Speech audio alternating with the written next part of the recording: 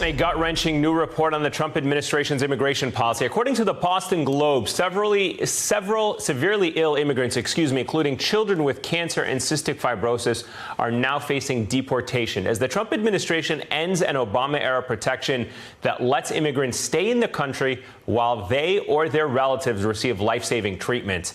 While it is not exactly clear how many people would be affected, some advocates estimate it to be in the thousands. One mother whose 7-year-old has epilepsy says they're facing deportation in the spring. And she says that she feels like I'm signing my son's death warrant. And a teenager, with cystic fibrosis is also speaking out, saying he fears he'll die if he is deported. If they deny the program, that I need to go back to my country, and I'll probably die. Because in my country, there's no treatment for CF.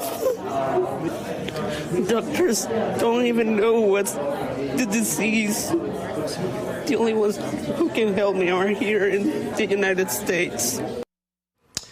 All right, joining me now is Ronnie Millar. He is the executive director of the Irish International Immigration Center, which represents Jonathan Sanchez, who you just heard from in that clip, heartbreaking clip, I should say. Ronnie, explain this to us and to all of our viewers out there. What does this mean for your clients like Jonathan Sanchez? Well, Eamon, good evening. Just when we thought that the administration couldn't sink to any lower depths, they find a new way to torture immigrant children and families. Ending this medical deferred action program is really cruel and unjust. Families like the Sanchez family are receiving letters to say that they have 33 days to leave the United States or they face deportation. And many of these children are receiving treatment for cancer and for other life-threatening illnesses. And they're actually receiving these letters in the hospitals, in the hospital bedrooms, telling them that they have to leave the United States. So it's just horrific. The families are devastated and really traumatized by this. What can you tell us about Jonathan's particular case? I mean, how is he holding up since he obviously came forward with his story? And what is his current status right now? Well, Jonathan and his mum and dad are just so courageous and so brave for speaking out on this situation. Jonathan is just a tremendous young man who is so brave. He's being treated for cystic fibrosis and he has anxiety attacks. And, the family are really sort of speaking out about this because they want to help other families. They want to see that this program can be restored again. They did receive a letter to say that they need to leave the country in 33 days. So while they're very traumatized about this and anxious, we're really counselling them. Our attorneys are really counselling and coming alongside them. Yeah, what is your plan of action now that they have received this letter? What are you attempting to do to try to either stop this policy and more specifically try to keep Jonathan in the country to receive his treatment?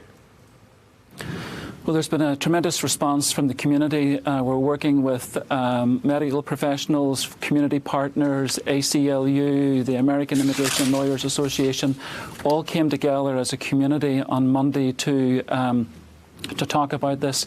We're exploring all legal options with ACLU, and we're going to really challenge this and fight this. This is incredibly unjust, and we're going to try to stop this deportation machine and fight this all the way. Ronnie, stay with me for a second. I'd like to bring in Juanita Tolliver. She is from the Center for American Progress. Juanita, good to have you back with us. I'd like to first get your reaction to this that we just heard there from Ronnie about Jonathan's case, but also about this rule that is now in place.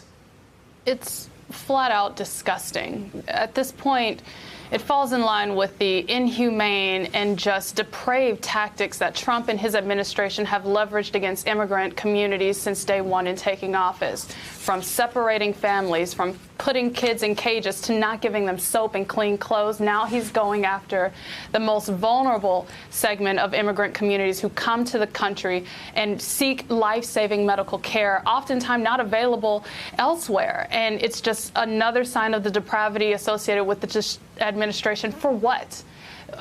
targeting the most vulnerable communities here. These are children and families who need this care to survive. And honestly, the mother who said it's like signing the death sentence for her child, this is a reality that they're facing, and this is impacting this community in a tragic way. There is no doubt, Juanita, that the Trump administration is trying to make it harder for poor immigrants to become citizens. They want indefinite detention centers. They're denying flu vaccines in those detention centers. Why is this administration, from your perspective, so adamant about trying to make it hard for immigrants in this country? It's another one of the disgusting promises that Trump made. He said, I'm going to crack down. And he is targeting the most vulnerable segments of the immigrant community to do just that. And what's also ridiculous about all of this is these are families who have followed the rules.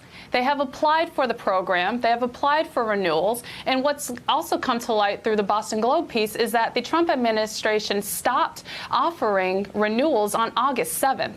And for them to now say that this program is not over, they're just pausing it, is a little incredulous. So they're doing this to appeal to his base and for him to be able to stand on the campaign stage and say, look, I lowered the numbers of immigrants in this community, but his activities are inhumane and ultimately depraved. Ronnie, you talked about the coalition of organizations helping you. I'm curious to get your thoughts if there are any on Capitol Hill who you are working with to try and stop or even reverse this, whether or not senators or members of Congress have come forward to try and help your organization and try to reverse this.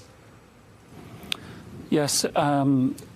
Senator Markey and Senator Warren have already spoken out about this. Congresswoman Ayanna Pressley and others, the whole congressional delegation is outraged about this, and we are working with the delegation to try to reverse this policy decision. So there's a tremendous support, and they have been contacted by other congressional offices across the country. So there seems to be a real movement here to try to reverse this decision.